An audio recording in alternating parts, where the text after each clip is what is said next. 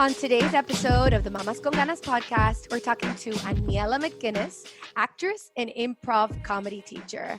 She also happens to be a two-time cancer graduate, right? You say graduate, Aniela. You don't say survivor. But I now can say survivor. You can now say survivor.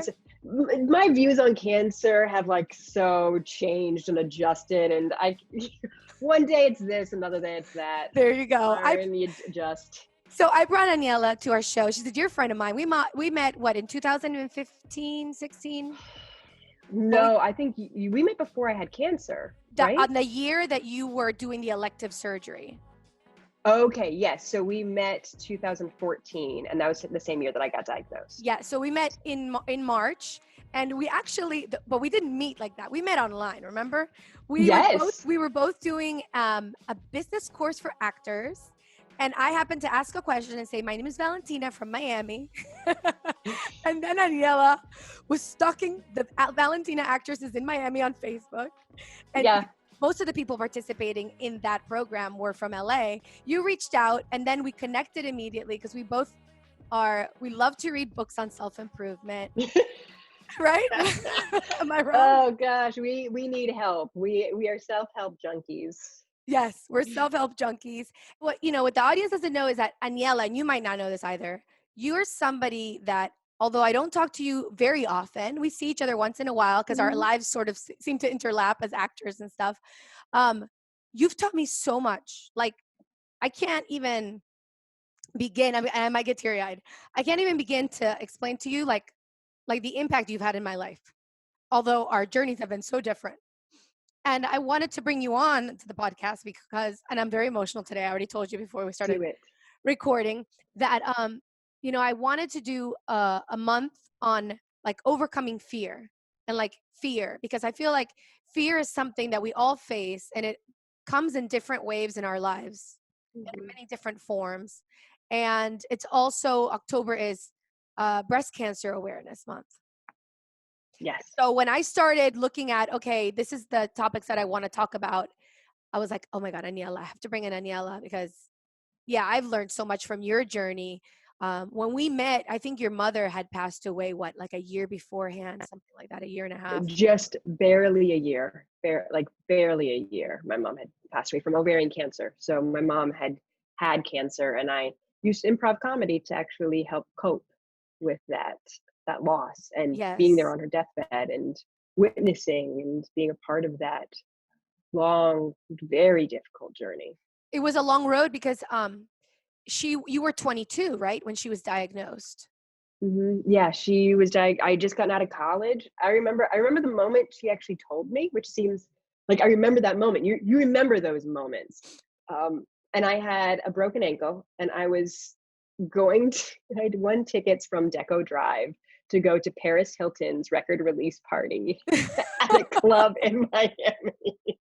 And I was going to go with my cast on. I was like, what else? This is going to be fun. I can wear a mini skirt. And I had to go down to Miami Beach to get the tickets.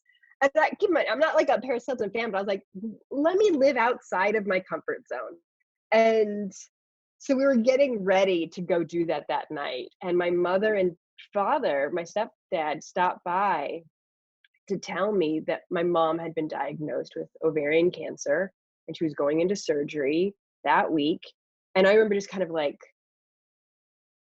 the shock. And I did not go to Paris Hilton's thing that night. We ended up giving the tickets to somebody else because that would have been real weird. But it was the juxtaposition of one moment. Within 10 minutes, I went from being I'm going to go see Paris Hilton to my mother has cancer. Wow. And just that instantaneous, your life changes. And I have found that multiple times. I remember when I got the call that I was diagnosed with cancer a year later. After my mom passed. Now, I remember also one of the things that you told me when we were talking that year that I met you, like you said, barely a year after your mom passed, that one of the things that had really helped you was doing a silent retreat for 10 days. Mm-hmm. Yeah. So my mom was diagnosed when I was 22. And then she lived for I mean, I got to my 30th birthday and my mom was still alive, which was amazing. And so I had decided that for my 30th birthday, I wanted to spend it in silent meditation. And there was a place up in Massachusetts that I was going to, like that I was like, I'm going to go do this. I heard about it from Oprah. We're both Oprah lovers. That's also. Oh God, I'm so like, my spirituality comes from Oprah. But she had this spirituality podcast years upon years ago, before like all the Soul Series stuff, and she had mentioned Vipassana meditation, and she had somebody on talking about how they brought it into prisons. And I was probably 23, like my mom had just been diagnosed. I was in the I wasn't even an actress yet. I was in the basement of the theater at the Adrian R Center, because I was a stagehand working for Florida Grand Opera, and I did the props, and I was in the basement listening to this podcast, and I remember just like it kind of hit me. I'm like, that sounds horribly hard. It's 10 days, no reading, no writing, no nonverbal communication, like no eye contact. You are meditating for like 10 hours a day. No eye contact. No, like you're not supposed to look at anybody else. Like you are in your thing. You can't journal. You can't read a book in the evening. Like that's like all you do is meditate. You can't exercise. All meals are in silence. Like everything's in silence. And I'm like, that sounds insane. Yes, it but sounds insane. I want to do it. Like there was just something in me that I'm like, maybe when I turn 30. And so that was my 30th birthday gift, was I turned 30 in the middle of silence of this retreat. And when I came out, that like it was an incredible just ripping apart of oneself. And that day I came out and I talked to my dad that evening. He told me that my mom had chosen to go into hospice. And so I went through this experience. I'm like, I remember the day I got out, I was like, man, that was the hardest thing I've ever done. And then I got out and I had to be with my mother on her deathbed over the next few weeks. Oh my God. And then that became the hardest thing I ever done immediately after. But having done the silent meditation changed my perspective a little bit, or at least gave me some kind of tangible tools to use while watching, while every moment getting worse and worse and worse. Like I would think this is the worst it could be, and then the next moment my mother wouldn't be able to get up, the next moment she couldn't speak, the next moment she couldn't drink water. Like, and so I thankfully had something that could help with processing that without like just drinking myself into oblivion, like the quarantine. Yeah. We're doing now. Now, I remember too that when we met, because at the same time that you were dealing with your mom, you were Mhm. you also already knew, right, that you had inherited. What is it called? The BRCA1 or The the BRCA BRCA? BRCA mutation. Yes, I had the BRCA1 mutation. I knew Can you, that since I was 26. since you were 26. So can you tell our audience a little bit about what that is for those who don't know? Because the first time I had ever heard of that was with you.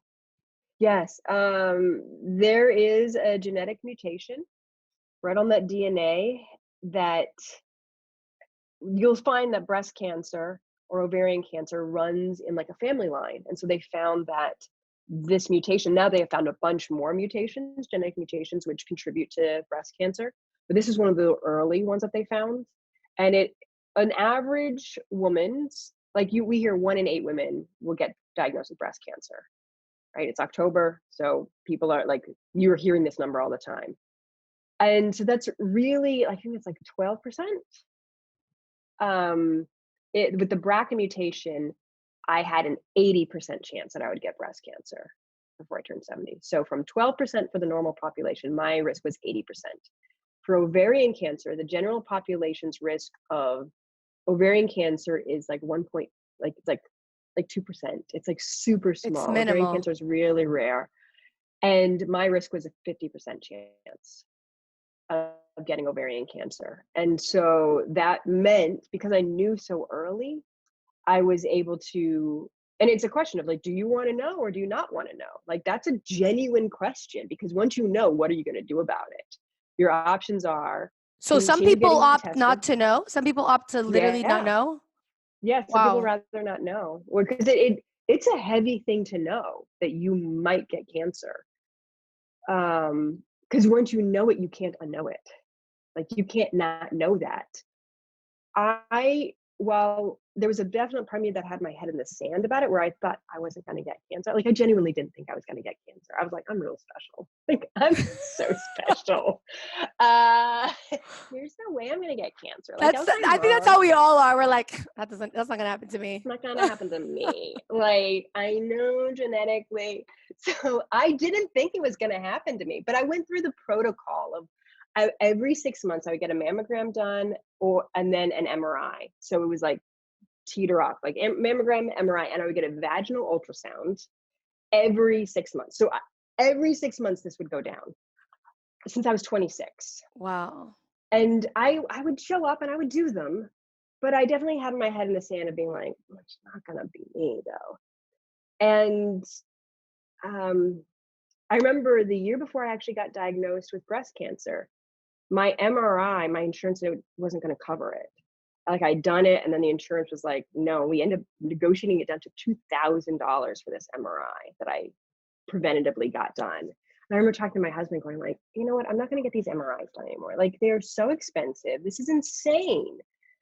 And my husband's like, no, like, you are getting these done. And I was still like, wasn't even 30 yet. Like, I just was turning 30, like, when all this was going down. And my husband changed our insurance because I was after my mother died, I was like, you know what, I'm going to preventatively remove my breast. Like, I'm not going to do this. I'm cutting these things off. Angelina did it. I'm like, I'm cutting them off. And I decided to get one more MRI. My husband changed our insurance so that it would cover it. And so we got really good insurance because we knew I was going to get a preventative mastectomy, and insurance would cover it because of the mutation. And so we got like the best insurance, cost a ton of money. We're like, we're going to make sure that the insurance pays for all of this, the reconstruction, great. And I got that last MRI done just for the heck of it. And it came back with something really small. And they were like, oh, well, we don't think this is anything. We'll watch it for 6 months. Like, that's what they told me. And I was like, well, I'm planning on getting these removed. So what does that mean? The doctor's like, we'll have to do an ultrasound because they won't remove it if they don't know what this is.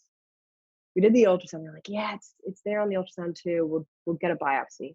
2 weeks later, I get this biopsy done, which hurts like hell. I'm really sorry to tell you all. Biopsies are really uncomfortable.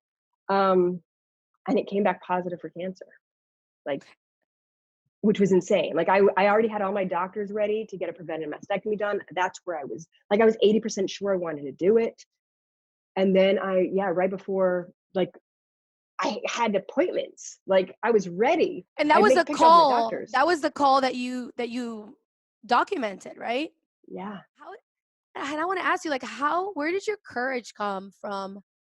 Like, in order for you to show these vulnerable moments, I'm always like, how does Aniela let people in those moments because I don't know, when I'm going through my hard stuff, I tend to shut down completely, like in my cocoon, like not wanting anybody to come in and just like hide.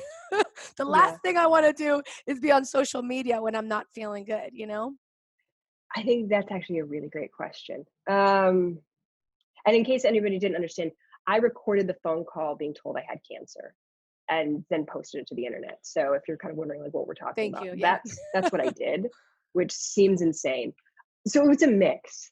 There's so many layers of this. So my mother was very private about her cancer. And it was hard on the rest of us because the caregiving fell on us and we needed help. Like, I needed extra help. And because my mother was so stoic and private, she wouldn't let these other people who wanted to help her coworkers, her other friends, come in to help carry this load. And it was just so much. And we didn't laugh and we didn't play. It was just like, cancer was just this heavy thing in our lives for years. And so when my mom passed and I was debating on getting this preventive mastectomy, I'm like, you know what? I'm going to document it. And I'm going to be really honest right now. Jeez, I can't believe I'm share this. Okay. So to start, my thinking of like documenting it was, this is horrible. This is so bad. Like people are like, I have a journey here, so I'm sharing this and know that it goes somewhere else. So before Okay. you judge me harshly, people who are listening or watching, I'm an actor. And there was a part of me that was like, well, maybe this will be the thing that helps my career. Like, oh No, God. don't be ashamed. I mean, I guess because I'm an actor too, that I'm not like that. I don't judge you for that, you know. But but I remember when you told me, oh, I'm gonna document my thing. I was like, she has some balls. I thought to myself, like, I could It not. wasn't that it wasn't that I had like these like ovaries of steel. It was this desire for attention and for success as an artist. So I was like, well, let me use my pain as an artist. And so I was completely whoring out my pain for like my for the art and for the possibility that when this was all done, maybe it would help my career. That's like the super honest truth, which people don't normally would never share. So that's why I recorded it and then was like, let me share this. And then so that was one part of it. The other part was having witnessed my mother and having seen how quiet and private she was. There was a part of me that also understood that I had to ask for more help because I didn't want all of this to be on my husband. Mm, And so it was part attention in the beginning that changed. So that wanting attention morphed into realizing that I needed help. Um, and I didn't want my husband to be burdened with all of this because I'd been him. And so I knew how hard that was. Um, um, but it's so interesting because I've had cancer twice now. And so I've done it two different ways. And I watched my mother have cancer. And so I've experienced cancer in three different ways now, where it's like horrible, but I've been able to try on like, so there's the stoic, don't share it, don't like only keep it very insulated, which I understand. I get. I went the immediate opposite way for my own. I yelled it from the rooftop. I was super loud about it. I shared so much of it. I would do dance parties and all this stuff, and people were amazing. And I got so much help that I really needed emotionally. Of different people would bring me to chemo every week, and we would dance. And because I would put out these dance party videos of me dancing in chemo, more people would call up and be like, hey, can I bring you to chemo?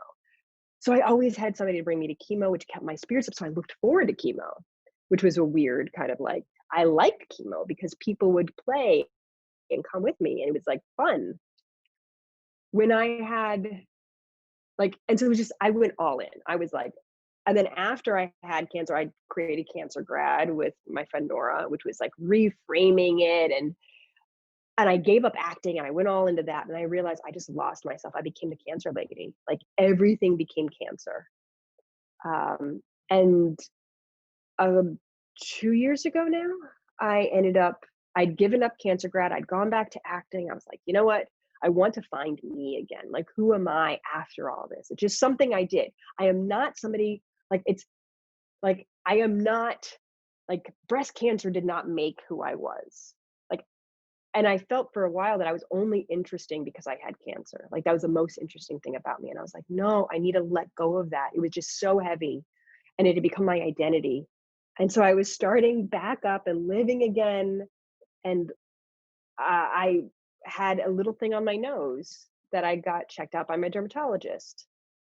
For those of you who are listening on the podcast, I am very pale, redhead who lives in South Florida. So I am just a prime candidate for skin cancer. And I had this spot 7 years prior. They cut it out. I got Mohs done, but I picked the doctor off my like insurance list. I never checked who they were. Like I just didn't know these things. Like it was like, yeah, sure, a doctor's a doctor. So all of a sudden, I had this bump where the scar was, and I was teaching an improv class for Gilda's Club, which is a cancer organization to teach cancer patients improv. So I still do this today, actually, on Zoom now. yes, I And saw that. one of You did like a Saturday Night Live. we have so much fun. We That's have so so cool. much fun. But one of our students, we were all sharing our cancer journeys, and one of the students shared their journey, and theirs was like skin cancer. And they were telling the story, and I got the willies, and I was like, uh-oh. So this bump that wasn't going away on my nose, I went to the dermatologist. We biopsied it, came back inconclusive. We're gonna wait. Had them biopsy it again. Like it was like this was a whole thing of like me going like, okay, like let's biopsy it a second time because I remember this person's story. I was like, can we just go straight to Mohs? I'm an actor. I have this huge chunk taken out of my nose. I'm thinking like, oh my God, like my looks. Like, what am I gonna do? I have this hole in like just like this, and it was like a little hole. I look back and I'm like, that was nothing. So I ended up going to this really great Mohs doctor. So Mohs is where they take slice by slice of your skin. They look at it under a microscope. You're awake the entire time, and they stop cutting once they don't see cancer anymore. So this is how they deal with like this was a basal cell carcinoma. This wasn't like malignant, horrible cancer, but it was still like they have to cut it out. This is how they do it. They have to cut it out for basal cell. Well, I'm sitting there. I'm supposed to be leaving for Paris to meet a friend in 11 days. I have a video shoot in 3 days, and I'm thinking this is going to be nothing. I'm like, you already took the ball out during that biopsy. This is going to be nothing, whatever. They start cutting, and they realize that half of my nose is cancer. And so by the end, I go in 6 times, awake the whole time, all day. By the end of the Mohs session, I have lost half of my nose. It's like the entire like nostril was gone on my right side. And it was one of those, like when my mom showed up to tell me she had cancer, I started that day thinking one thing, and by the end of it, everything had changed again. And I didn't know and I looked jacked up, like. And so I go to see the plastic surgeon right away. They schedule me for like in 3 days. And I'm like, can I still go to Paris? Like I was asking, like, can I still like go to Paris like in 11 days? And they're like, no, you have a hole in your face. I get put under, and they do what they call a skin flap. They keep it attached to my forehead. So they cut a 2-inch wide vertical strip up my forehead into my scalp, spun it around, and attached it onto that, like where the hole was. So like my scalp was inside my nose. And I had this like elephant trunk that was there for 2 months of just, and I went into every 2 weeks, I'd go back under anesthesia, and they would sculpt it, and they took part of my ear to make the cartilage. And it was this like 2-month process with this thing on my face. And it was horrifying. But I had learned. So that time I was very private with it. Yeah, because I didn't find out about it. You only happened to put it something, but it was like the way I remember that I called you, I was like, what's going on now? Because I know like the breast cancer, that whole episode had passed. I didn't know in the meantime that you had left the cancer grad. But when I called you again, you had just gone through this actually. You were at the very end. It was horrible. Like, I'm not going to pretend like people say when they hear about something, they're like, I don't know how you could do it. Like how, like, and we're talking about fear here. Like your whole podcast is supposed to be examining fear. Fear. Yeah. It's not that you're not afraid. It's just that you have to keep moving, and you're afraid while you're moving, but they don't realize how resilient they are. I think that you see somebody else and you go, I could never do that. And it's like, no, once you're in it, you would be surprised that actually you can do it. And it becomes normal, and you work your way through it, and then life changes again. I mean, I modeled 8 months after it happened for like Disney. Like after they rebuilt my face, I didn't have a nose. Like I still have like a 4-inch scar across my forehead, but I'm modeled. But you can't tell. But I remember it wasn't that, you're in that place maybe now, but I remember specifically when we spoke, you said to me, Valentina, I'll I'll never act again. Like you were at that moment where you thought, I'm not going to be able to do that which I love the most. Mm-hmm. Yeah. And then the other thing that stuck in my head that you said to me during that conversation was, I learned for the first time, like that people are very different to you when you look a certain way. Can you tell us a little bit about that? Yeah.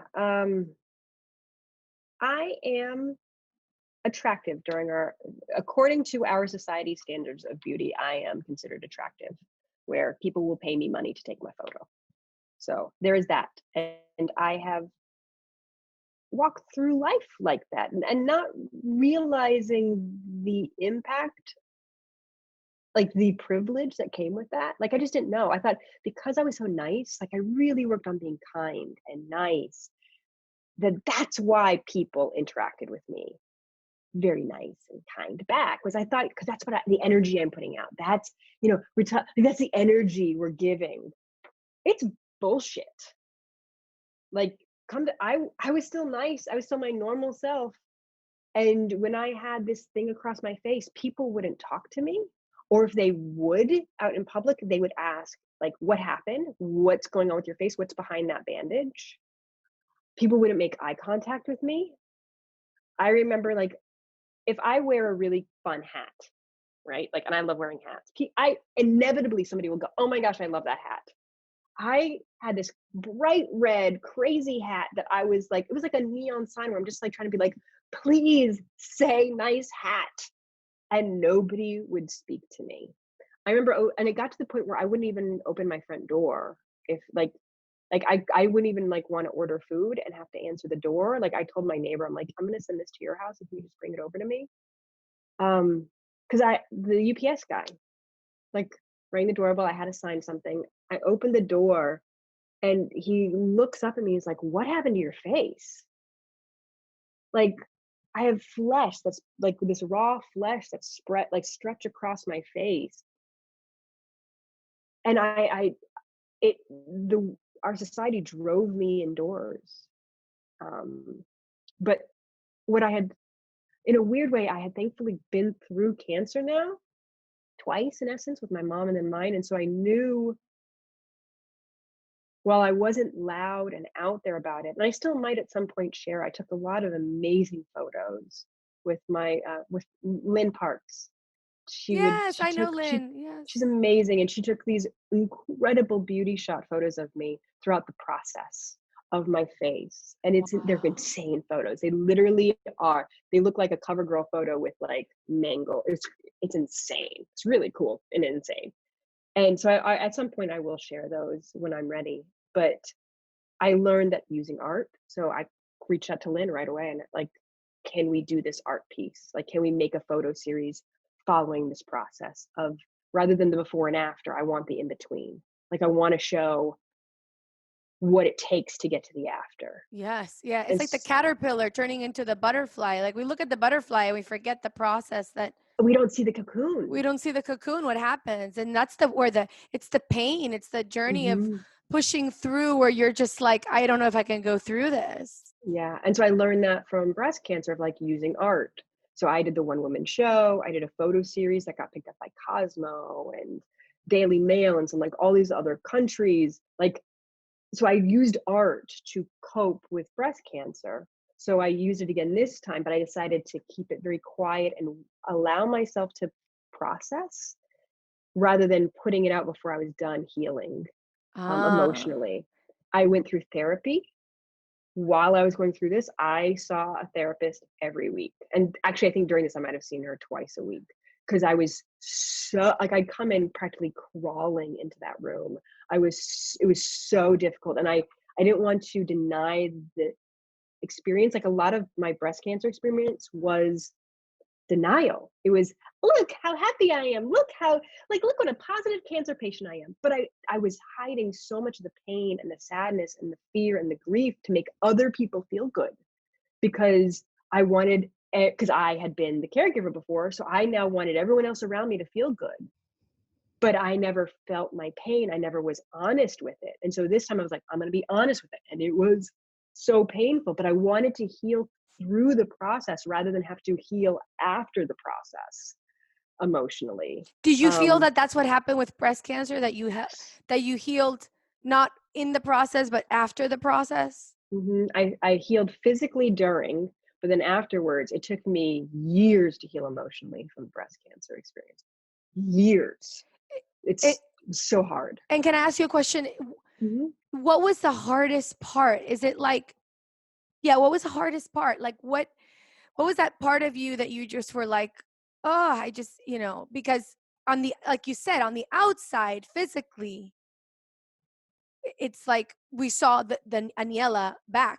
Turkey, like, you mean Yes. which? So what? Let me um, clarify your question, just for my own understanding. Do you mean after I finished cancer that it seemed like I was back, or do you mean during the process when I was like super upbeat and No, perky? like afterwards. Like afterwards, Okay, we I guess because you were so vocal when you went through the breast cancer that we felt like, okay, well, now that her body's back, well, she's back. she's fine. Yeah, But you're saying that you healed emotionally after. What was the yeah. hardest part from that breast cancer journey that was the hardest to heal, or the part that you really didn't want to examine within yourself?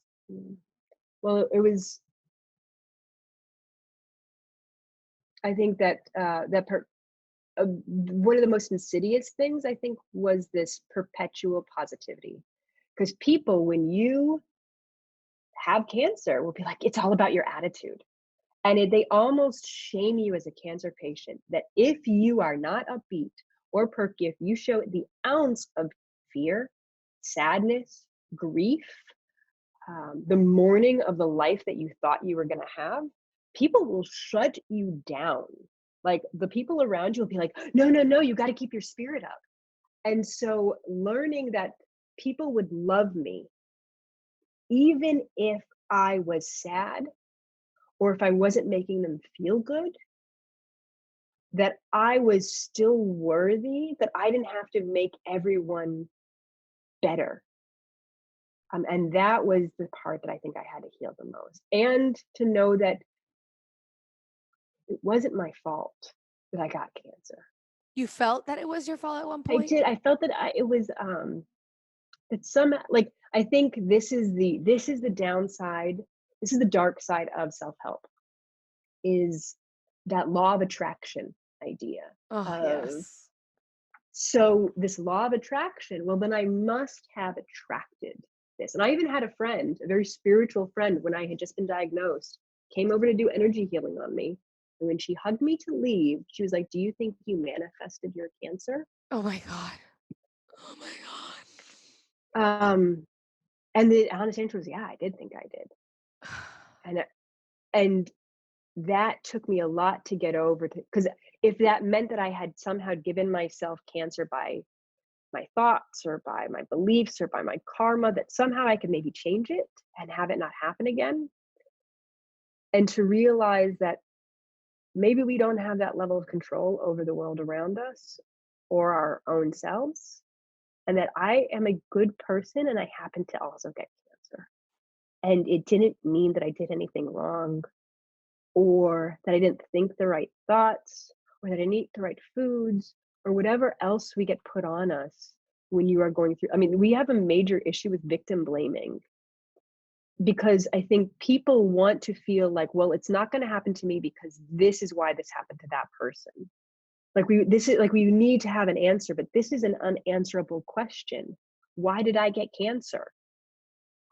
Some cells went awry. Was it my fault? I've gotten it twice. Was it my fault? No. And that was, I couldn't say that a few years ago. I genuinely, like, it wasn't my fault. But a few years ago, if I couldn't have said it. I couldn't have said no. I couldn't have said it and believed it. Um, so that was the hardest part. Yeah. You know what? I think you nailed it on the head when you said that that's the dark side of the self-help world. Is that, because we're constantly saying it's the law of attraction, it's the law of attraction. Your thoughts, it's that's what it attracts.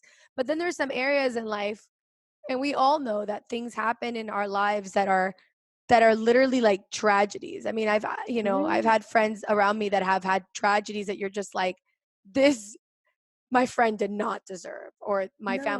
family member did not deserve. So I do think we have to be more, in general, more compassionate towards everyone.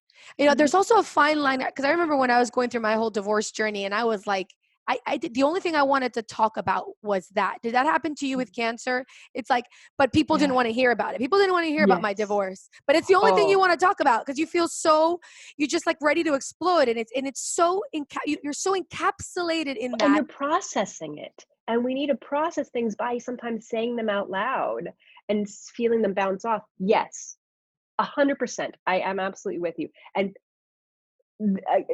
people shy away from discomfort and they don't know what to say, and so they change the subject.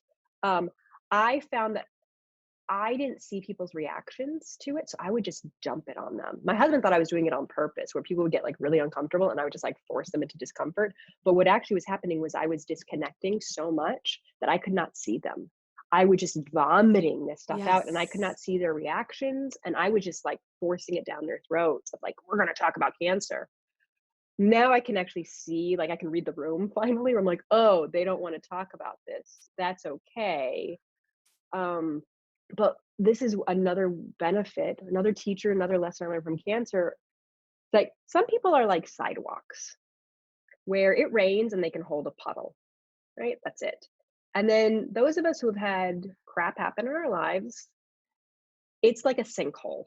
For Floridians, we know what sinkholes are. The ground opens up below the sidewalk and it is a cavernous space.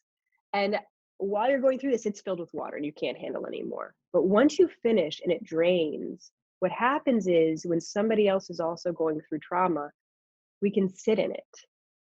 And when somebody is going through something, I invite, let's talk about it. And I will just sit here and feel your pain with you because I can fit so much more pain in me now. And I don't have to change you. I know I don't have to fix it, but I can allow it to be because I have that space from my own experience. And that's something, that compassion and understanding that cancer has given me as well, of like, yeah, let's have uncomfortable conversations and sit in them. And it's Yeah. okay. And I don't have to fix you. And you can be sad. And the best thing I can do for you is just to sit next to you while you're sad. And that's goes to my final thing of, I think, what I learned was asking for help.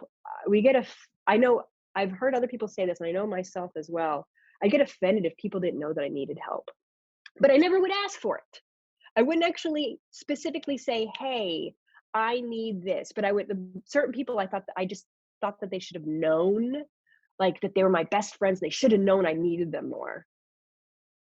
But if you don't say anything, they don't know how to help you, and they don't know that you need help, because a lot of us on the outside show this facade. And so when I had half my nose cut off the second time, on my drive home, I immediately called a few of my friends and I was like, I need a slumber party. This is what just happened. I have half a nose. I'm going to surgeries. I need you ladies to come over and have a slumber party after my surgery. And like, this is what I need. And then another friend, we were supposed to have a date night, and I told her, I'm like, I just need you to sit next to me and hold my hand while we watch a movie on my couch. And she did that. And I have an amazing husband too. But again, I tried to not put all of my emotional healing and process on him because he's also dealing with this. So I Yeah. try to spread it out onto friends a bit more. But if we don't ask, like, and I still would struggle with it. I talk to my therapist where I'm like, I want to go get a smoothie, but I don't want to show up to the smoothie place with this on my face because people look at me weird. And she's like, why are you undervaluing your emotional health? Versus, she's like, when you were going through breast cancer, you would have asked for help because you didn't have the energy because of chemo. But now you're not asking for the help. And I'm like, yeah, because I can physically do it. And she's like, yeah, but emotionally you can't. And so she put me on house arrest. She's like, you're not allowed out of your house. You need to ask your friends and family members to go pick you up a smoothie. You have to ask them. And so she made me, like, because by the end I was like, well, I can do it myself. But it was like peeling off my own skin every time I went out of my house. It was so painful. And so it was learning to ask. specifically, Valentina, I need you. Can you make me your favorite dish and come over and just sit with me and eat it? like, like, how much better is that? And I think what people have an issue with is like, well, I don't want to be a burden. That's what I hear a lot. I don't want to be a burden. But I ask you, have you ever helped someone else? How do you feel after you help them? Amazing. Amazing. And so you are a selfish ass if you're going through something and you don't ask for help, because now you're denying somebody else getting that good feeling of helping you. Wow. That's so Like, true. you're That's a so jerk. true. You're not being stoic. You're a jerk and selfish. I think one of the hardest parts about asking for help is that you feel like incapable, or you feel like I don't know, it's like you almost feel it's like you're trying to avoid the fact that you kind of feel sorry for yourself. Like you're saying, like you said, we have a big problem with feeling like the victim. And in reality, I think there's a fine line, because with that and also staying the victim for the rest of your life, or always seeing yourself as the victim, because I feel like that can also be a trap that if you get stuck in, and you never become the victor, or you never push through, because in your story, it's very clear that you're not that. But sometimes we need to understand that, yes, we're going through, we're victims at this moment. We need help. I need your help. But Yeah, I think, you know what I'm saying? Like there's two I lines. do. Then there's I other actually people think who live in the victim. absolutely, and they're a pain in the ass, And and I actually then, don't want to help them because they're or, annoying.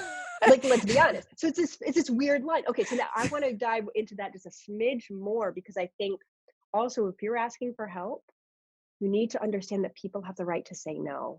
And I think that's the scary part, is asking for help and then having someone saying no and taking it personally. taking it, It, yes, yes, it might not yes. be personal. They might like legitimately have something else going on, or their sinkhole is full as well and they can't fit any more in this moment, which is part of the reason cultivating multiple friendships, multiple relationships, and seeing who, like, I did not have the same person always helping me. I had a bunch of them, because I would try to spread it out as much as possible so that it wasn't one friend over and over and over again, because that's too much to ask. And and the reason I had a hard time with the no, like the fear that someone was going to say no, is because I had not learned how to say no myself. So if somebody asked me to do something, even if I didn't want to do it, I would say yes. So Oh. I was afraid to say no. So I was uncomfortable accepting no from somebody else. So it's like, that's Now a that mirror there. That's the mirror. Oh my God. absolutely, I love that. Yes. When you're uncomfortable, when you're afraid of getting that no, it's probably because you don't know how to say no for yourself. And I think that's a huge thing. And mostly for women, oh my gosh, we mhm, have such a hard time making our boundaries and saying, okay, no, I I'm can't. sorry, I can't. But once you learn to say no for yourself and go, no, I can't, and you understand the feeling inside going, oh, this wasn't personal to that person. I just literally cannot right now. And maybe I can in the future. And knowing what you're capable of means that then once you ask for help from somebody else, you have that compassion for them of understanding you might not be able to either right now. Maybe now is a bad time. Maybe your kids, it's insane right now. Like, and so I becoming more comfortable if the person says no, knowing that I have multiple people I can ask, and being very like, if I am very straightforward, like, if you can't do it, please tell me no. Like, I will give that in advance of like, do not feel like I'm going to be offended. Please tell me no if you can't, and we'll find, like, I don't take it personally. But so I think that's another part of where people are afraid to ask for help, is because they don't want to be told no, because they themselves don't tell other people no. And then they're resentful. They do the thing that the other person asks, but they're resentful the entire time. Yeah. Their mouth says yes, but their heart says no. Says no. Yeah. And my baby's crying again. But I want to end this, because I feel like out of all our conversation, I think This is in real life. the big one is babysitting. I told him 1 hour, please, Lucci, take care of your brother for 1 hour, please. So, no, I want to highlight something that I think has come up over and over in our conversation. And I think it's the fact that pain and all of these things that you lived through, at the end, what it's shown you is compassion. Like what I see coming through your pores is compassion. You learn at the end of the day to be able to understand other humans better. Like that's what I'm getting from your whole experience. But if you can't be compassionate for yourself, you can't genuinely be compassionate for others. Oh my gosh, absolutely. We have to love. Yeah, that is so true. We need to love ourselves. And even when we don't feel proud of ourselves, finding that, like, I love you anyway. Like, I've actually had to say that to myself, Mm-hmm. when I'm in the kitchen, like if I'm really upset at myself and I tell myself, Valentina, I still love you. Just that makes me feel like Mm-hmm. comforted. I mean, when I make myself feel comforted, then I can extend that compassion outward towards other people. Yeah, absolutely. Aniela, can you read us your poem, your beautiful poem? Oh, goodness. She wrote a play that I went to see after her breast cancer. It was called I don't I have Don't Have cancer. Cancer. That's right. I Don't Have Cancer. And at the end, she shares this poem, and everybody that was sitting in the audience will just like burst into tears when they heard that. It's so beautiful because it Thank you. really talks about pain as your teacher. Okay, Okay. ready? Yes. And this is the show ends pretty much with this. This is Cancer's perspective. So this is a poem from Cancer ends up saying this poem because it's Yes. from his perspective. Right? I have wars waged upon me and walks staged against me. You try to blame me and shame me for doing my job. But maybe you should look at why I arrived. You blame genetics or food for giving you this curse, but it's not what you put in your mouth, but what didn't come out that was worse. You invited me in. You asked me to stay by bearing your feelings and the things you wanted to say. That hate that you ate was your true poison. And the only way out is to learn to be open. I have no malice or motive. A villain I am not. And if you look deep within, you will realize this is a gift I have brought. Life is too short, and you are doing it all wrong. And the fastest way to fix it is for me to come along. I am a teacher, and I give you a gift more precious than life. The realization that you have caused your very own strife. I do not break families apart, but I bring them together. I show you that the weak are strong, and to be vulnerable is better. All that glitters is not gold. Your youth, hair, and breast will all get old. You have put value in an asset with diminishing returns, and I will make sure that all of it burns. And out of the ashes, true beauty will grow. And love is the only word you will need to know. And I pray that one day you will truly forgive, because that will be the moment you begin to live. Oh my gosh. Ah. It's gorgeous. So beautiful. Thank you, Aniela. Thank you. We could Thank sit you. here and talk for hours. I We could, know. but like, honestly, what a blessing. What a blessing. Thank you Thank for you. inviting me on. And rest of the breast cancer awareness month, hey, ladies, go feel yourself up. Go check those boobs. Remind your friends to do it too. What we did talk about is how you use laughter to go through everything. And I think that's beautiful because we all need a little bit of that, smiles and laughter. And yes, Life can suck and you can still laugh at it. exactly. We all know that right now. Come on, quarantine, Yes. pandemic, Quarantine. economic crisis. Yes. Thank you, girl. All right. Epa, es Valentina Izarra. Gracias por escuchar este episodio de nuestro podcast. Si te gustó nuestro contenido y si de alguna manera te ha inspirado, te agradeceríamos infinitamente una demostración de tu amorcito escribiendo una evaluación en iTunes o por el medio que me escuchaste. Cada comentario positivo nos ayuda a alcanzar más mamacitas para que ellas también puedan vivir su vida con muchas ganas. Gracias a oyentes como tú, podemos continuar a hacer contenido para muchas latinas. 1,000,000 de gracias por suscribirte, escuchar y compartir nuestro podcast. Si tienes preguntas, comentarios y más, puedes visitar nuestra página web mamasconganas.com o seguirnos en las redes sociales @mamasconganas. Hasta la próxima, es Valentina recordándoles, don't be a mama con drama. Let's be mamas con ganas. Besitos.